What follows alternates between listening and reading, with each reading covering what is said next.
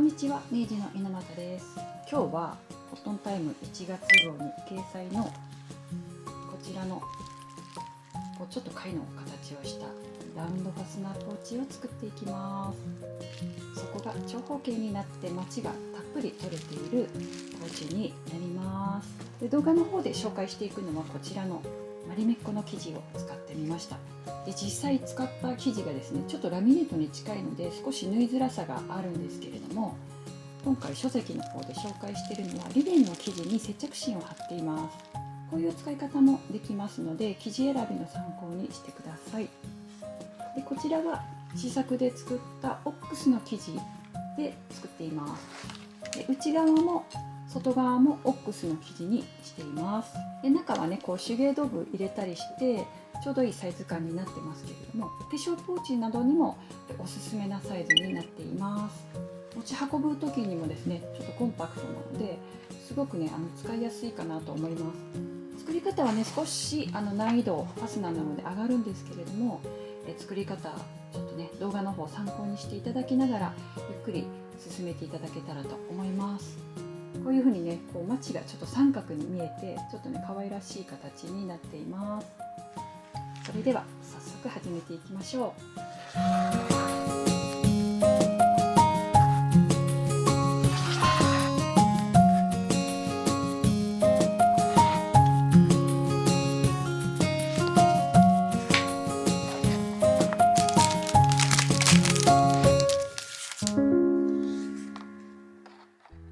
それでは準備するパーツの紹介です。今回はコットンタイム1月号のマルチコラボ定規を使って説明していきます。まず用意する生地は幅が19センチ、縦の長さが24センチになります。まだ裁断前の状態で同じサイズのものを2枚準備します。そしてこちらは内側の仕上げで使う縁取り布になります。縦が 4.5 センチ、幅は10センチ、2枚準備します。そして20センチのファスナーを1本使用します。お好みでタグなどをご準備ください。今回使用する生地はこちらは綿麻キャンバスになります。で、同じくこちらはマリメッコの生地になるんですけれども、こちらも綿麻キャンバスなんですが、かなりですね、加工がされているのでだいぶ張りのある素材になっています。お手持ちの生地で作られる場合は表面はできるだけですね、こういう綿麻キャンバスのような生地を使うと接着芯を貼らずに作ることができますので、そのようにご準備を進めていただけたらと思います。ではまず生地を裏面にします。裏面にしたら両方の角にカーブを描いていきます。こちらの定規のこのカーブを使用します。端に合わせてこのカーブを描いていきます。反対側も同じようにします。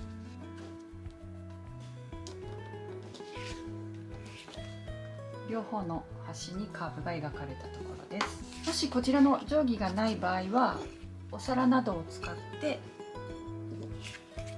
このカーブを描くようにしてみてください。はい、そうしたら2つ折りにして待ち針で留めます。そしたら今度は底を描いていきます。底のサイズはこうやって使うと4センチになるんですけれども、今回は同じサイズになりますので1センチずらした状態で3センチ、横3センチ、縦3センチの正方形を描きます。反対側も同じです。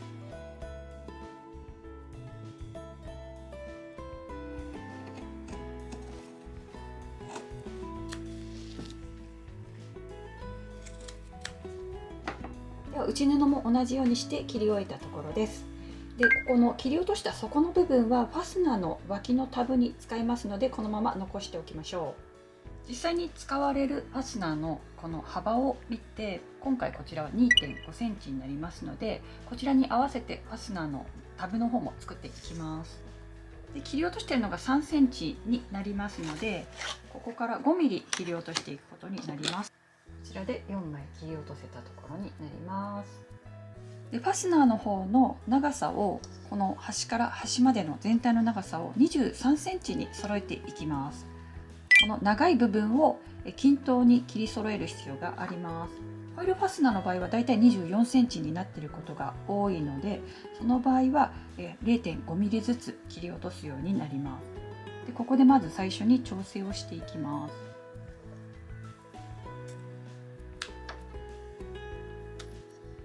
で全体の長さが23センチになったところからスタートしていきます。こちらは外側に内側の生地を表にしています。で内側に使っている生地が外側に出ている生地になっています。こういう風に前後で変えてみてもアクセントになって面白いですし、共布で同じ生地で揃えてもいいかなと思います。で今回はマリメッコのこの生地で揃えたいなと思いましたので、こちらの方をそのまま内布に使っていきます。内布にする方が決まったら端を留めていきます。でこのファスナーの開き口はずれやすいのでしっかりと留めていきましょう。そしたら両端を 5mm でまず仮留めをします。今回は重機の EX7 家庭用ミシンを使用します。縫い目の長さは生地に合わせて調整してください。今回はファスナー押さえからスタートします。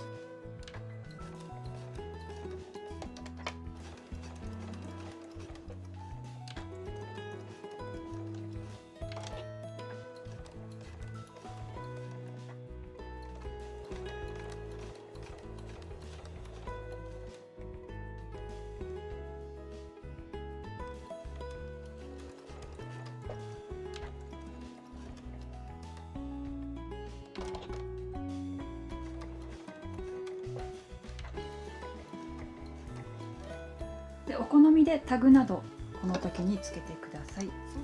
そしたらこんな感じで表側の生地も上に重ねます。今度は端から1センチのところを縫います。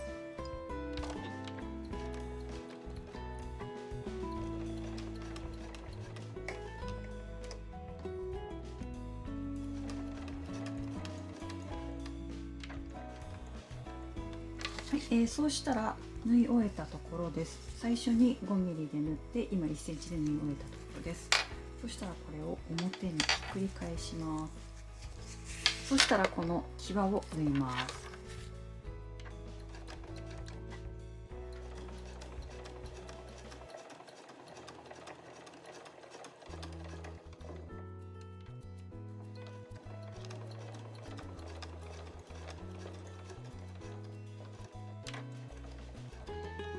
はい、では両方縫い終えたところで、今度はこの待ち針を外してもこのひらひらしないようにここの両サイドを仮留めします。端だいたい 5mm ぐらいを目安にします。それでは合い印をつけていきます。ファスナーの両方のタブが付け終えたところになります。今回、ここの脇にタブを挟んだんですけれども、かなりねここの縫い代の部分 7mm ギリギリなので、結構上級者向けなので初心者の方はこれをつけると逆に作りにくくなりますので、最初に作る時はこれは外しておいた方がいいかなと思います。今回はちょっと私も試しにつけてみようかなと思います。ただね、おすすめはまず最初はつけないということで進めてみてください。そしたら中央に合い印をそれぞれに入れていきます。まずいつものように2つ折りにして、ファスナーの場合はここのタブのところを揃えて輪にしていきます。で片側だけ斜めにハサミを入れて、この V の合い印を作ります。反対側は印をつけておいた方がずれにくいかなと思いますので、反対側は印をつけてハサミでカットしていきます。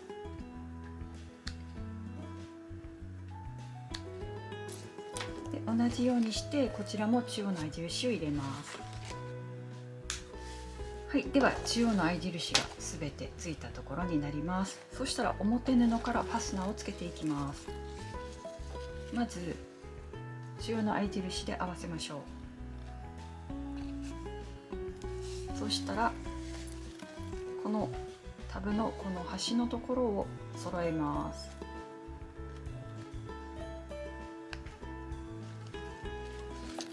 対も同じようにします。で平らな部分は待ち針で最初に留めておきます。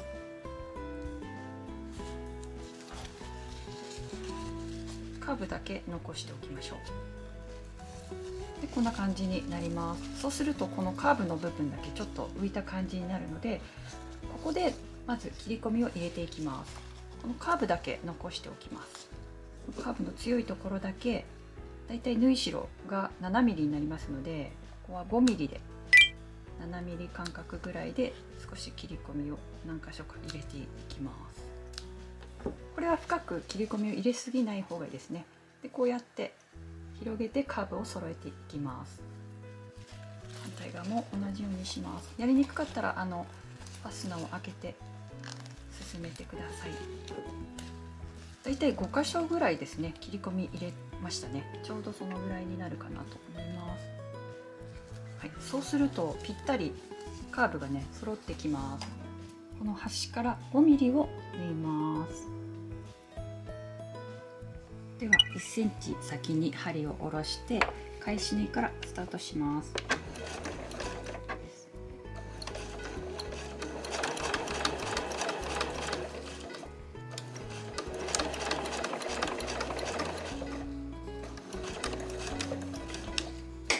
カーブのところゆっくり縫っていきましょう。目打ちなど使うといいですよ。こ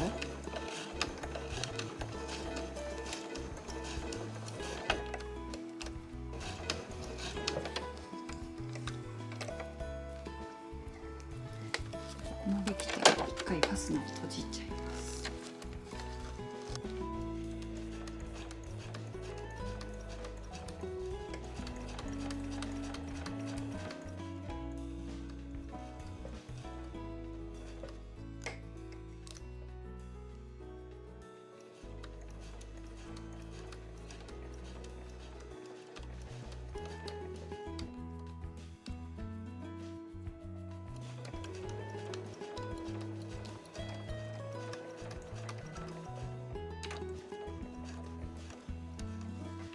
でファスナーは閉じた状態で中央で合わせます。はい、そしたら裏にして最初の縫い目を見ながら縫っていきますので、このようにぴったりカーブ揃えていきます。はい、そしたら今度は端から 7mm を縫います。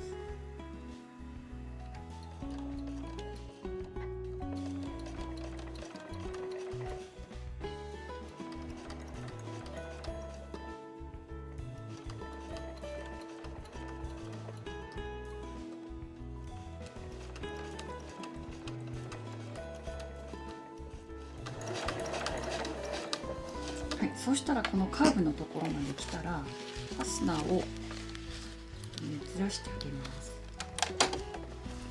でこうやってずらしてからもう一度待ち針止めておきましょう。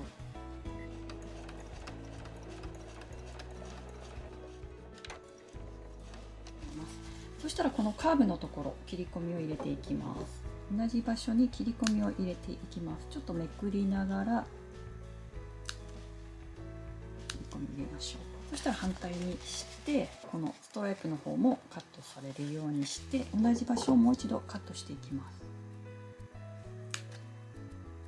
これはミシン目のできるだけ際まで切っておくとカーブがね綺麗に出てきますので、細かいんですけどこうやってやっておくといいですよ。でもうちょっとこの辺も入れておくと仕上げやすいので、ここは全部同時にカットしておきましょう。で反対側も同じようにしてカットしていきます。はい、そしたら表にします。そしたらこの縫い代をしっかりとコロコロオープナーなどを使って倒していきましょう。内側の縫い代の方も同じようにして倒していきます。そしたらミシンの針は右側に移動します。際はだいたい 1.5 から 2mm ぐらいを目指していきます。返し縫いからスタートします。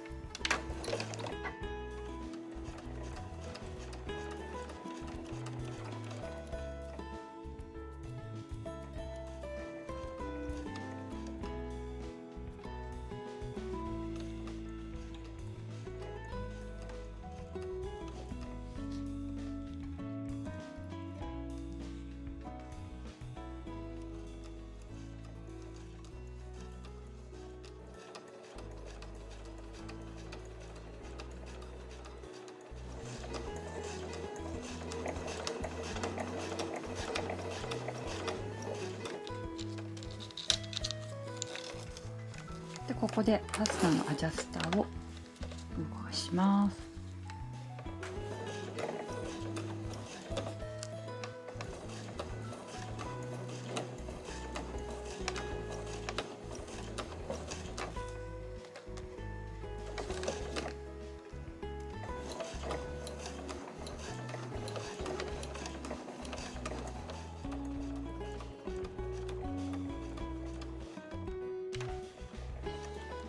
はい、では縫い終えたところになります。そしたら反対側はこの状態で重ねます。で中央で留めます。で縫い方は先ほどと同じようにしますので、留める時も中央とこの脇の部分ですね、この部分を留めてカーブのところを残していきます。はい、それでは先ほどと同じように端から 5mm を縫います。針は左側にセットします。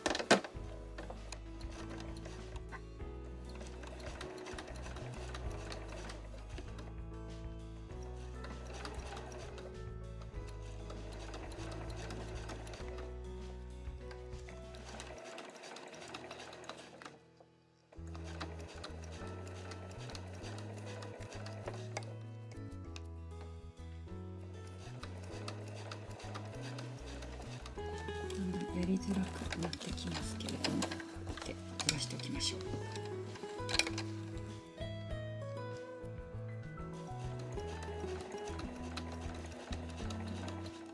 はい、縫い終えたところになります。そうしたら内布をかぶせて中央で合わせます。先ほどと同じようにして縫います。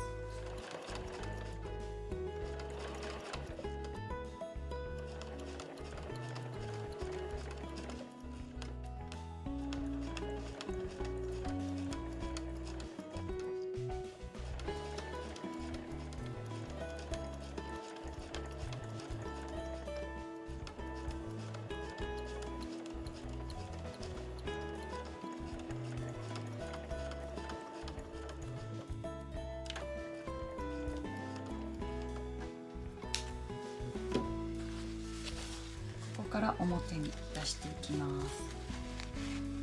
ちょっと狭いですけどね、ゆっくり出していきます。ではまた形を同じようにして整えます。ここが一番難しいところなんですけど、ここ乗り越えればあとはもう仕上げになっていきます。コロコロオープナーでしっかりと縫い代を倒していきます。では針は右側にずらします。こうやってトンネルみたいにしてくぐらせてからスタートします。待ち針はね小さいので危ないのであんまりやらなくていいかなと思います。このね反対側の場合はしっかりその代わり指でしっかり開きましょう。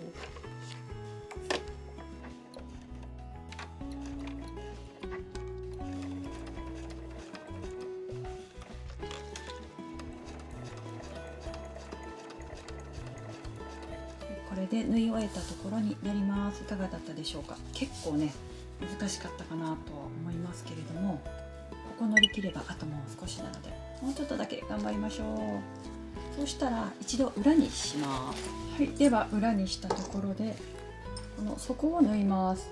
底はこうやって広げるともうパターンとこう揃ってきますので、このままこの端を縫っていくようになります。クリップで留めましょう。はい、そしたら両脇を 8mm で縫います。8mm っていうのはこの押さえの端を使って縫います。この押さえの端が布端に来るようにして合わせます。返し縫いからスタートします。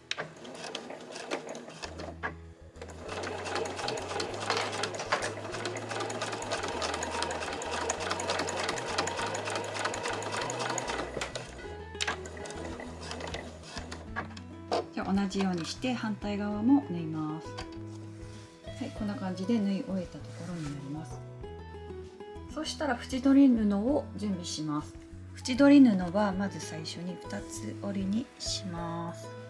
2つ折りにしてこう広げたら折り目が見えるんですけど、この折り目から 2mm ほど離したところでアイロンで折り目をつけます。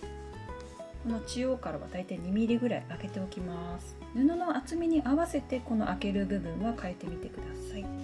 反対側には折り目をつけずに片側のみこんな感じで折り目をつけておきます。この今縫い終えたところに折ってない面を重ねます。で留めたらこの余ってる部分をこのようにして折ってみてください。だいたい1センチほど折ります。このようになっています。そしたらこの端から今度は1センチを縫います。反対側も同じようにして縫いましょう。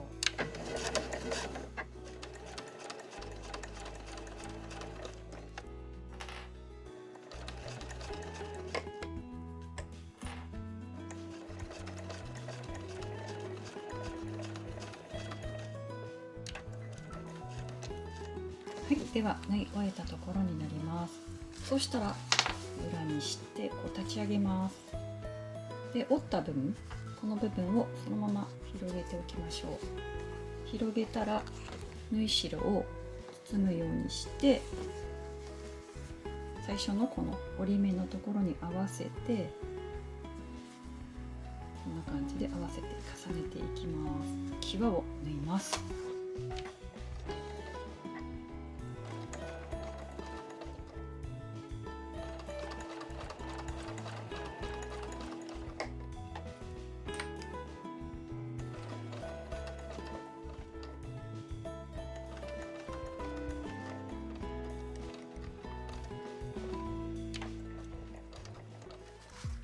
これで縫い終えたところになります。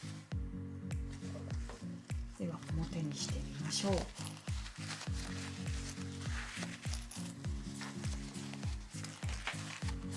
まちが8センチとたっぷりになってます。はい、これで完成になります。